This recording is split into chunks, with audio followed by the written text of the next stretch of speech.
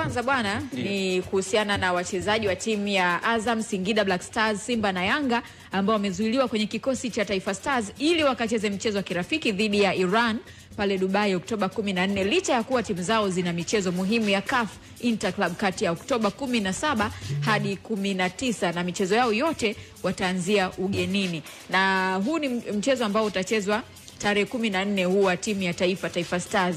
Sasa wachezaji baadhi ambao ni muhimu wa hizi timu wapo huko na vilabu vyao vinahitaji kwenda kucheza siku chache zijazo baada ya huo mchezo kuchezwa. Manake ni siku 3 tu hapo, ambapo siku ya 14 tarehe 14 ndio siku ya mechi.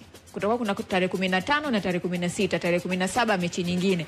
Manake ni kwamba huenda wakakosekana kwenye michezo ya vilabu vyao. Je, hii ni sawa kwa hiki ambacho kimefanyika, Hans? Mimi naelewa kwa sababu mchezaji kabla ya kuwa mali ya klabu ni mali ya taifa, na anataka kuitumikia kikamilifu timu yake ya taifa.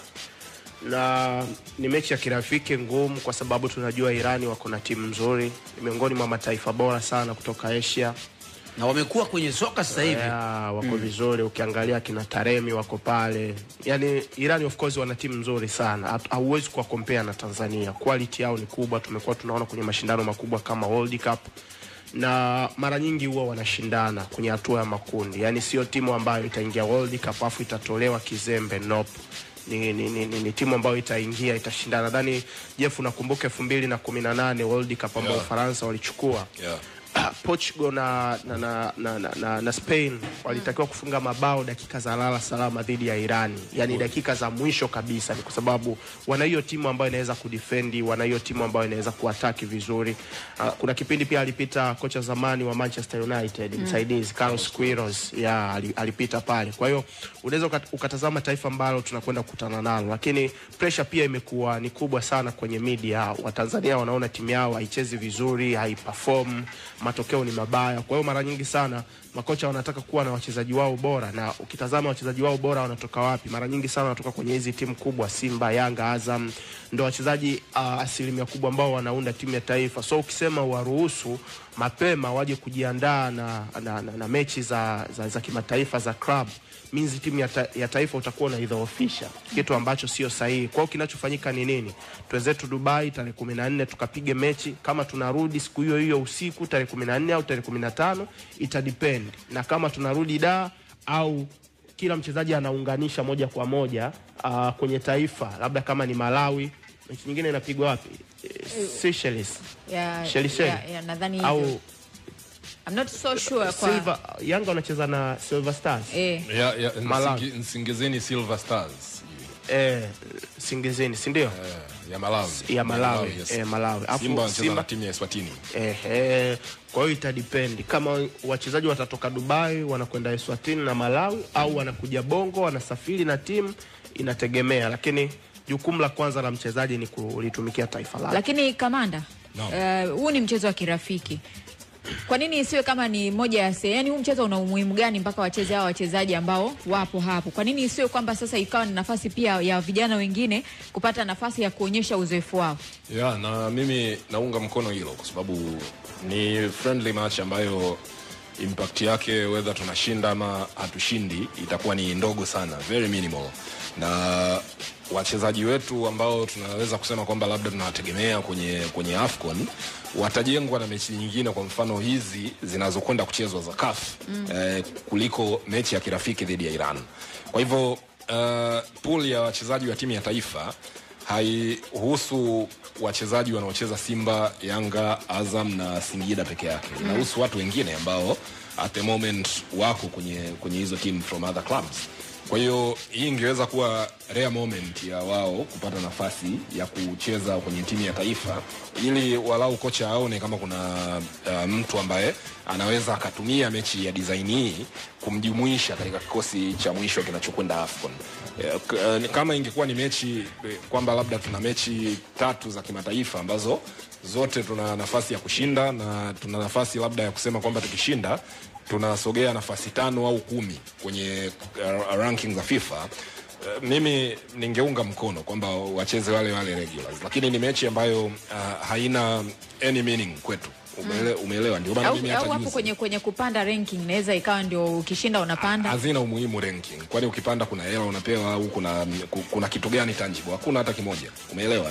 Ndio maana mimi hata juzi wakati napanga vikosi hapa nilisema kwamba hii iwe nafasi ya wachezaji ambao hatuwaoni mara kwa mara kwenye timu ya taifa. Kwa sababu ukisema lakini kamanda hapa kwenye hizi tarehe bado zinahesabika ni tarehe za mashindano ya kimataifa, sio hivyo? Naelewa hilo. What I'm trying to say ni kwamba lazima tusympathize na vilabu vyao pia. Sawa. Kama hii ingekuwa ni mechi ya kufuzu, yani tuna mechi 2 za kufuzu. Unajua hii mechi dhidi ya Iran tunacheza ni kwa sababu sisi mchakato wetu wa kufuzu umeshaisha. Na Eritrea hayupo. Yani kuna timu nyingine wangepepo tungecheza na Eritrea. Kuna timu nyingine kwenye hizi qualifiers walikuwa wana mechi 2 muhimu. Kwa mfano timu kama South Africa wanacheza na Zimbabwe leo, alafu wanapiga game na Rwanda. Sawa? Kuna nchi kama Benin wana mechi na Rwanda, alafu wana mechi dhidi ya Nigeria na Benin anaongoza kundi lake, na kwa mfano ikitokea ameshinda mechi zake zote with maximum points anakwenda kwenye kombe la dunia. Lakini sisi hata hii mechi ambayo tumecheza juzi dhidi ya Zambia ilikuwa haina umuhimu kwetu. Ndio maana tungezipa room vilabu wakae na makocha wao, wakae na wachezaji wao, kwa sababu as things stand hivi vilabu vyote vikiingia kwenye hatua ya makundi ndio tuna nafasi bora zaidi ya kuiandaa timu yetu ya taifa kwa ajili ya AFCON, kwa sababu kuna wachezaji hapa kabla ya AFCON watacheza angalau mechi 3 ama 2 za hatua ya makundi ambazo ni kipimo sahihi na maandalizi sahihi na michuano ya AFCON kuliko hii glorified friendly dhidi ya Iran ambayo haina faida yoyote kubwa ya msingi.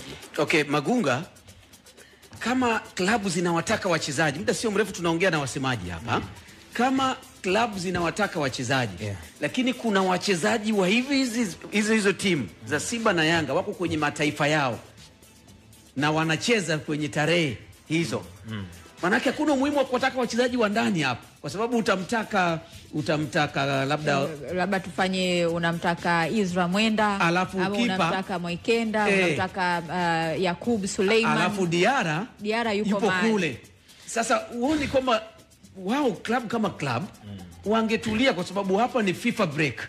Haijalishi hii mechi ya kirafiki haitatuongezea chochote au inatuongezea chochote, lakini sasa hivi ni FIFA break ambayo inawezekana TFF na moja Tanzania wameona huu muda, kwa sababu tutakuwa na mechi na Eritrea, tutumie mechi nyingine kwa ajili ya kuweka timu yetu sawa. Lakini pia kwenye klabu kuna wachezaji wengine.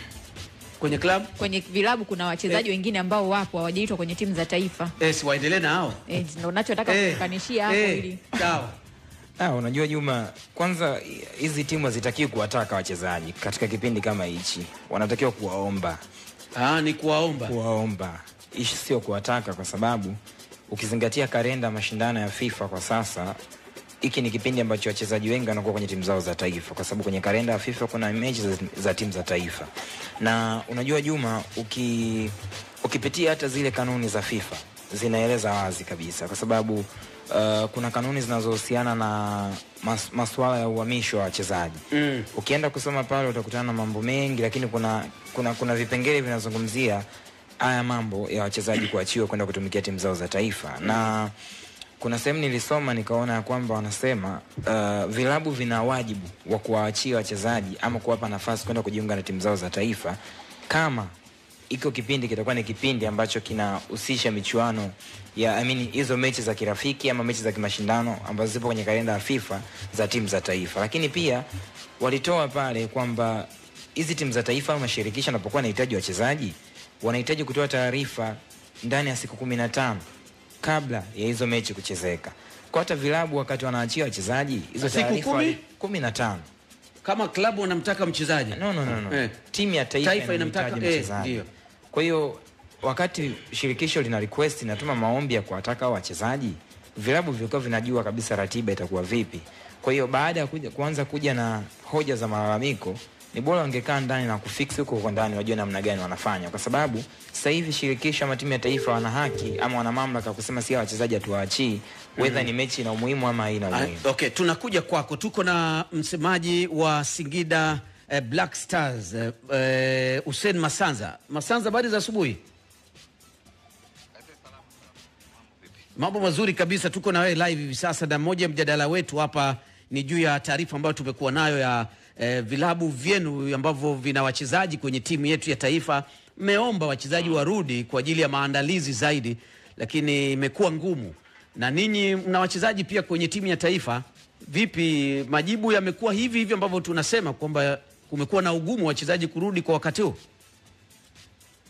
Ya, tuna wachezaji wetu wawili kwa hapa Tanzania, wapo wawili, lakini pia tuna wachezaji ambao wapo kwenye majukumu ya timu za taifa nje ya Tanzania.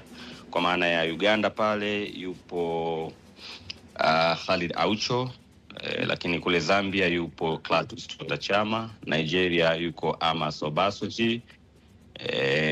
Kwa hiyo nadhani na wachezaji wanafika takriban 5-6 hivi ambao wameitwa kwenye majukumu ya timu za taifa. Taarifa ambayo mimi niko nayo kwenye idara ya habari ni kwamba wachezaji hawa watarejea mapema, watarejea around tarehe 12-13 hivi. Atakayechelewa sana ni tarehe 15. Sina taarifa ya kukataliwa, sina taarifa ya kwamba tuliomba warudi kukatisha programu yao.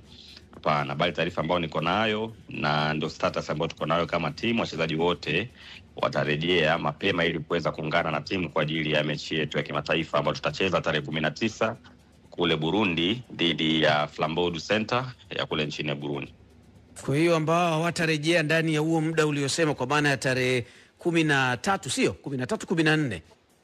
Ya, mpaka 15 tunatarajia wachezaji wetu wote watakuwa wamesharejea na kujiunga na kikosi kwa ajili ya kujiandaa na mchezo huu. Na timu yetu ya taifa pia inakwenda sasa Iran kwenye hizo tarehe ambazo ninyi mnahitaji wachezaji wao wamesharudi. Hii inakaa namna gani? Tutafahamu kama kuna utaratibu wa kwa sababu tunawahitaji wachezaji kwa kweli kwa ajili ya mchezo wetu muhimu sana wa mkondo wa pili wa kombe la shirikisho barani Afrika. Kwa tutafanya mazungumzo, na hii sasa naisema kwa niaba ya klabu kama itafikia huko, lakini sisi tunachofahamu wachezaji wote watarejea na tutakuwa nao kwa ajili ya maandalizi ya mchezo huu. Kwa kama kutakuwa na mabadiliko yoyote basi tutafahamishwa, ama kama kutakuwa na lolote ambalo litashindikana basi mimi nitatoa taarifa ya kuambia kwamba hili limeshindikana, wachezaji hawa wanahitajika huku na sisi tunawahitaji. Sasa sijajua hapo tutakutana wapi katikati, kwa sababu ni muhimu mchezaji kwenda kuitumikia timu ya taifa, lakini muhimu pia mchezaji kutumikia klabu yake pale anapomhitaji, hasa katika mechi muhimu. Kwa sijajua hapo itakuwaje, nadhani pia tutafahamu pale muda ukifika. Kwa bila shaka sasa hivi bado mmeendelea kuheshimu utaratibu wa kwamba bado wako ndani ya ratiba ya matumizi ya timu ya taifa. Sahihi kabisa. Na unajua kwa wachezaji ni heshima kubwa kwao binafsi, lakini pia kwa klabu pale ambapo mchezaji anahitajika kwenye majukumu ya timu ya taifa, na inaingia hata kwenye rekodi zake binafsi, CV yake inazidi kuwa nzuri. Kwa Singida Black Stars haiwezi kuwa kikwazo kwa mchezaji kuendelea kuongeza sifa kwenye wasifu wake, lakini pale itakapohitajika kwa maslahi ya klabu, nadhani hapo mawasiliano yatafanyika baina ya ofisi ya mtendaji mkuu na shirikisho husika kuona namna ya kufanya ili kila upande unufaike kwa namna moja au nyingine na mchezaji. Basi Masanza, tunakushukuru sana kwa kuungana na sisi. Asante sana kaka. Okay, asante sana. Tulikuwa tumemsikia Masanza. Mpaka tarehe 15. Hivi mechi yetu na Irani ni tarehe ngapi? 14. Ni 14. Kwa hiyo mara tarehe 14 wanamaliza mechi, tarehe 15 wamerudi. Yaani mimi kwa mujibu wa ratiba mimi sioni kama kuna shida, kwa sababu lazima tuupe pia uzito uwepo wa wachezaji kwenye mataifa yao, kwa maana kutumikia timu za taifa.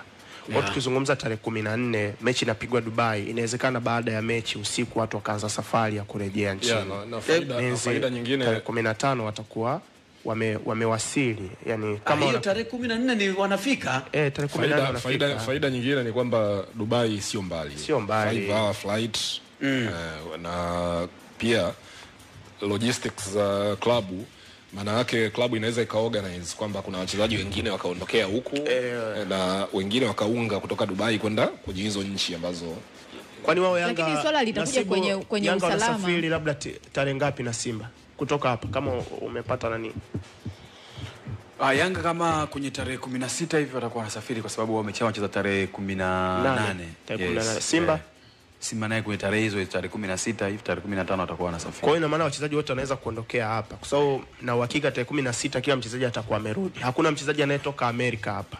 Mimi nahisi kwa mujibu wa club namna ambavyo wanawahitaji, Naamini kwa sababu ya namna ambavyo mechi wanazokwenda kucheza, lakini pia na walimu pia wa timu wa hizi club inawezekana kama wamedemand kuona wachezaji wao kwa pamoja kwa ajili ya kujiandaa, kwa sababu kama mchezaji ametoka kwenye ameenda national team alafu unakuja kumpata pengine tarehe 15 ambao unakuja kumpata sio una train naye, ni unasafiri naye.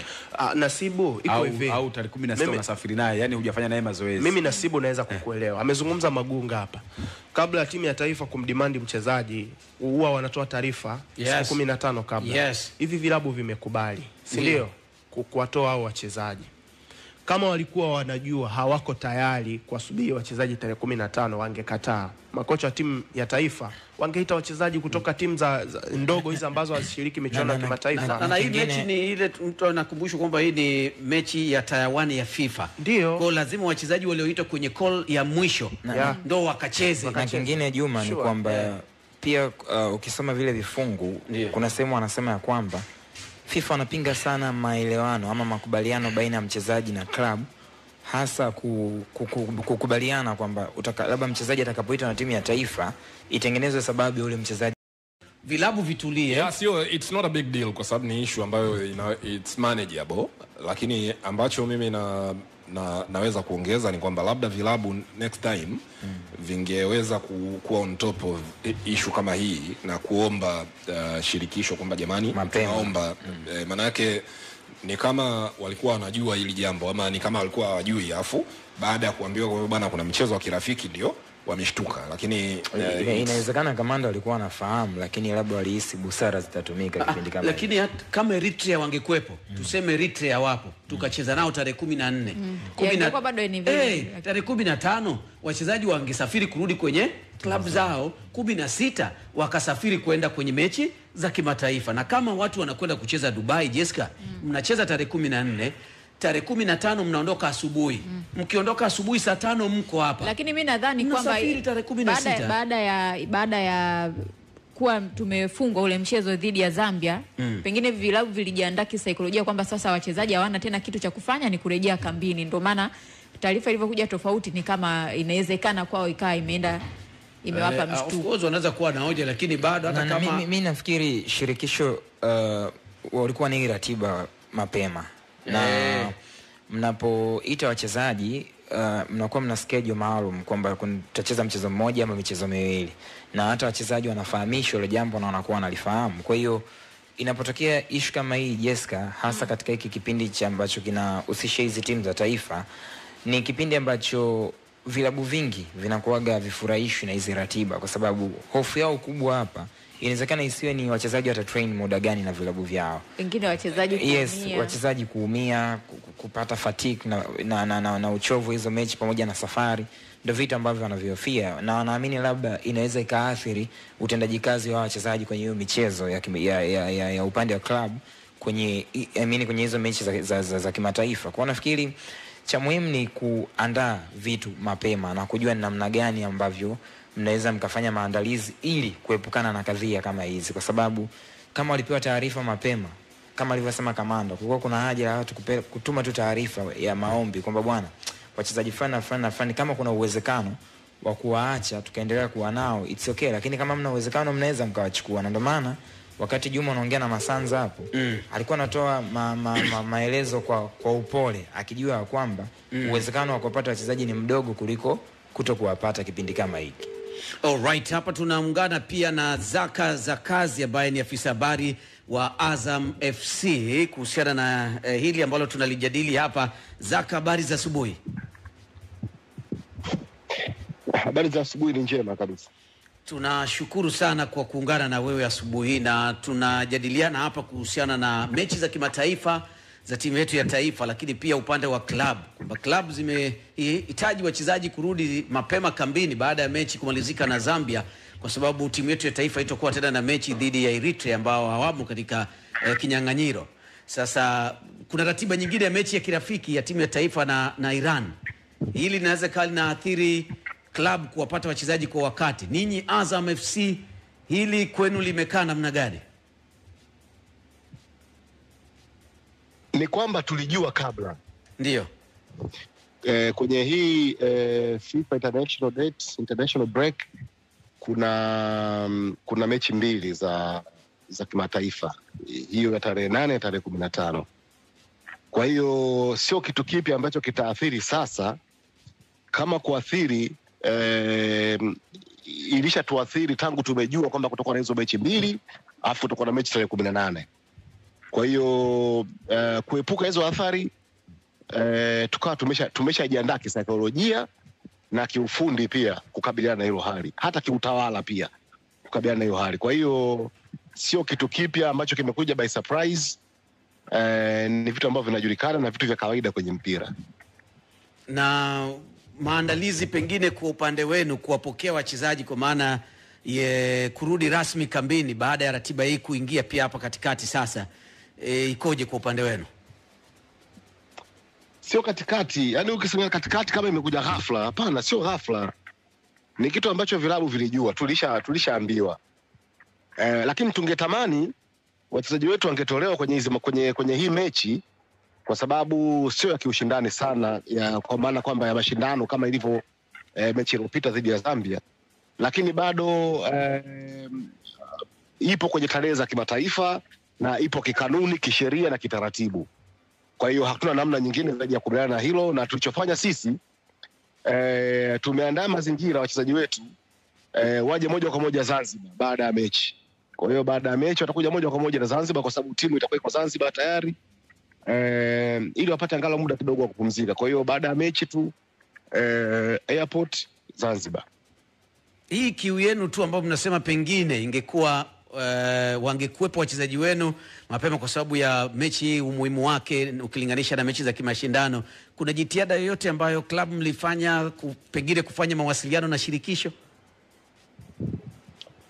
Ya, tuliomba kama ingewezekana wasingekuwepo kwenye mechi hii, lakini bado ikashindikana kwa sababu na wao walikuwa na mipango yao nao tangu mapema. Kwa hiyo sisi tungetengeneza mipango yetu, tungeharibu ya kwao, na hatupaswi kuharibiana, kwa sababu sisi tulijua kabla kwamba itakuwa hivi na tulishakuwa na alternative, so wacha tuishi kwenye alternative. Ikawa imeeleweka na wala hakikuwa kitu kikubwa sana, ikawa kimeeleweka, basi maisha yakaendelea. Kwa maana maombi yenu yalikuwa yanahitaji zaidi busara na si utaratibu. Sijui kama ukisema si utaratibu kama ukakasi, kama unajua kitu ambacho kwa sababu mwanzo pale sio cha utaratibu, manake kama cha vurugu au kilicho nje utaratibu ambacho sio rasmi. Mwanzo pale hapana, tuliomba kama wangetolewa, wasingekuwemo kwenye mashindano kwenye mechi hii, kama ambavyo wachezaji wengine hawapo, kwa sababu sisi tuna jumla wachezaji 18 wa Tanzania. Katika hao wameitwa, kuna wengine hawajaitwa, so na wale wangehesabiwa kama hawa, kama ingewezekana kwamba labda kwenye mechi hii kocha aite wachezaji wa timu nyingine akawaangalie kule, sisi hawa wetu warudi. Lakini ikaonekana hiyo pia haiwezekani, kwa sababu hata hao wengine ambao labda wangeitwa hawajaandaliwa. Haiwezi kuwa ghafla tu hivyo wachezaji 7 6 ngapi. Yaani ilieleweka na wala haikuwa kitu kikubwa sana, ilieleweka na maisha yakaendelea. Basi nashukuru sana kwa kuungana na sisi Zaka. Asante sana. Asante sana Zaka za kazi akiongea na sisi hapa.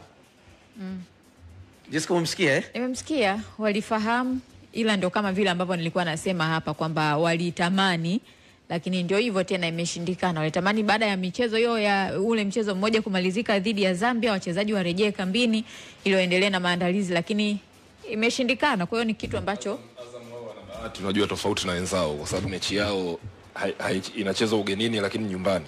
Azam sio anacheza na timu ya Zanzibar. Na sure. Na unajua kwa Azam, kwa wale wasiojua, Azam Zanzibar ni kama nyumbani hivi. Lakini hata Yanga safari yao ni ya Malawi tu.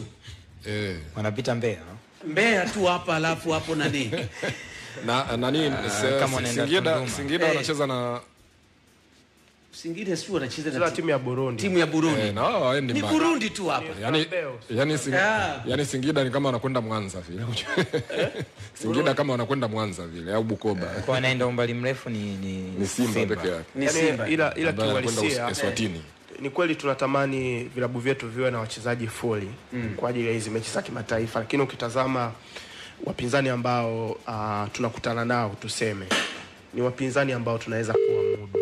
Yani, hata kama tutakuwa tuna uhaba wa rasilimali za wachezaji, lakini bado tunaweza, yani hizi timu tunaweza kuzimudu hata na vikosi vya pili. Yeah, of course. Yani ungekuwa unakutana na mtageuka kwamba watu fulani walikosekana. Yani Eswatini basi nakutana na nani rafiki yangu. Ansi nakuja kwako. Eswatini wale hata Hussein Abel anaanza ile.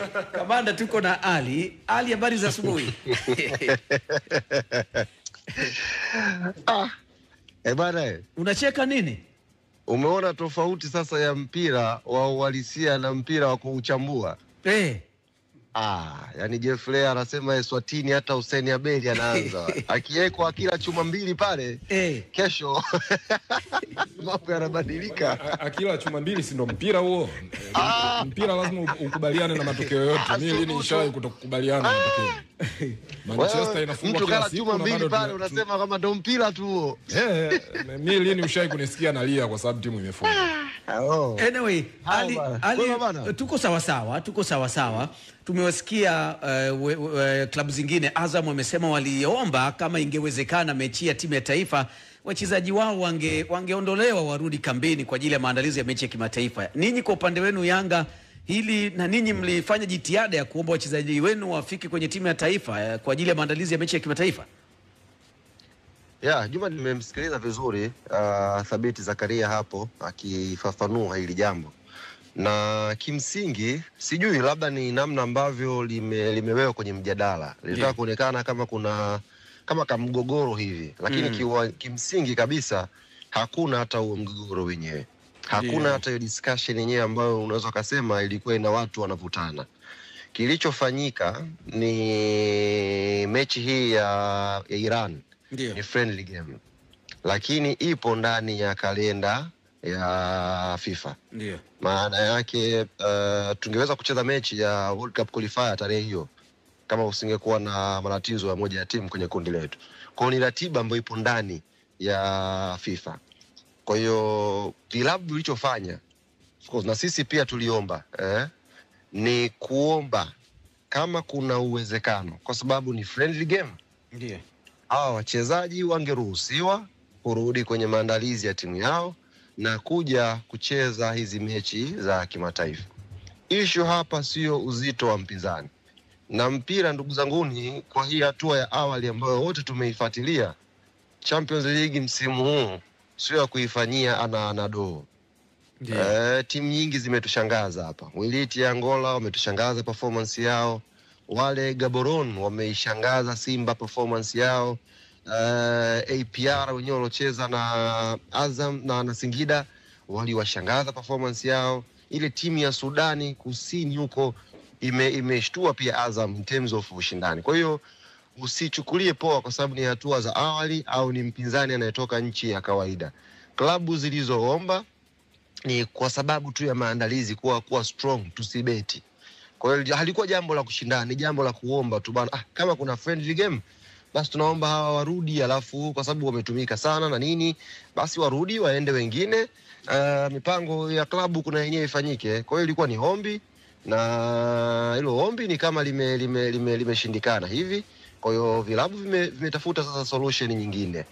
Lakini tukiwasikiliza wasemaji ni kama taarifa ilikuwepo awali, ilikuwa inajulikana tu. Kwa hiyo haya maombi ambayo yalikuwa yanakuja tena katikati, Ali, wakati mlikuwa mnafahamu ili jambo mapema. Maombi amekwambia nini amekuja katikati? Kwa mfano ukiulizwa Juma. Sijakupata Nani alikwambia maombi yamekuja katikati? Kwani mliomba awali? Sasa unaona sasa. Wewe ndio unaitwist hiyo story shehe. Taarifa kweli ilikuwa inajulikana kwamba kuna kalenda ya FIFA na tulikuwa tunafahamu kwamba tarehe hii ikifika tutakiwa kucheza mechi za World Cup qualifier, lakini Tanzania kwenye ratiba yetu tukawa hatuna hiyo mechi kwenye hiyo tarehe za mwisho hapa. Kwa hiyo kilichofanyika, TFF ikatafuta mechi ya kirafiki. Ni taarifa ambayo vilabu mnapewa. Yaani mkiwa mnafanya call up, taarifa yote hii mnapewa kwamba kuna tarehe hii mpaka tarehe hii watakwenda kutumika wachezaji na wataruhusiwa tarehe fulani, ili nyinyi sasa muanze kujiandaa kwenye logistics zenu. Kwa hiyo taarifa ilikuwepo na mazungumzo yalifanyika, lakini tumefanya kile ambacho kama taasisi imetakiwa kufanya, na wenzetu wameamua, kama federation inaamua kuamua, na ni jambo zuri, hamna aliye complain. Ndio maana baada ya hapo msikia Zaka anasema kwamba wachezaji wanashuka moja kwa moja Zanzibar, na sisi pia tuna njia zetu za kuhakikisha timu inaungana pale Malawi vizuri na watu wanapata kucheza vizuri siku hiyo inshallah. Nikiangalia ratiba hapa, wakimaliza mechi tarehe 14, tarehe 15 wanarudi kutoka Dubai kule. Manake pengine tarehe 15 hiyo ama 16 wanaweza kuungana na timu. Nyinyi ratiba yenu na logistics zikoje kuelekea Malawi, ili tuangalie pia ratiba ya wachezaji wenu kama watakuwa wamemaliza mechi ya kirafiki pale Dubai? Yes, na hapo umezungumza kitu kizuri, na kwenye mpira ndio kitu muhimu kinachotafutwa hicho. Ndio. Kuna siku wanasema ni rest day au ni rest time. Ndio. Mchezaji huyu unatakiwa usimfanye kuwa kama robot. Kwenye yale masaa 72. Ndio. Kuna muda maalum wa mchezaji anatakiwa apumzike kitaalamu. Sasa ukiangalia mechi pale Dubai na logistic ya Dubai unaijua, lazima aweze kuondoka usiku ule, itabidi alale, kesho yake asafiri, angalia umbali wa safari, afike hapa, atakiwa tena labda report kwenye timu, atrain na timu angalau siku moja hiyo, alafu tarehe 16 timu ifanye safari. Timu ifanye safari, ikifika Malawi ni ndege ya masaa 2, anatakiwa tena kule muda wa mechi mchana akafanye mazoezi. Kwa hiyo kinachoangaliwa hapa sio idadi ya masaa ambayo unayaona kwamba sikamaliza mechi tarehe 14 na usiku anasafiri anarudi. Kuna kipindi ambacho anatakiwa apumzike huyo mchezaji kuelekea mchezo mwingine. Kwa hiyo ndio hicho ambacho vilabu ilikuwa inaomba. Lakini imeonekana kwamba ni ngumu na ni jambo la timu ya taifa, basi klabu itafuta solution nyingine. Kwa hiyo ni jambo la kawaida, wala halikutakiwa kuwa discussion kubwa hivyo kama ionekane kama kuna mvutano hivi. Basi Ali, sisi tunakushukuru sana na tunaamini mnaendelea na maandalizi kuelekea nchini Malawi. Ratiba zingine zikoje? Ratiba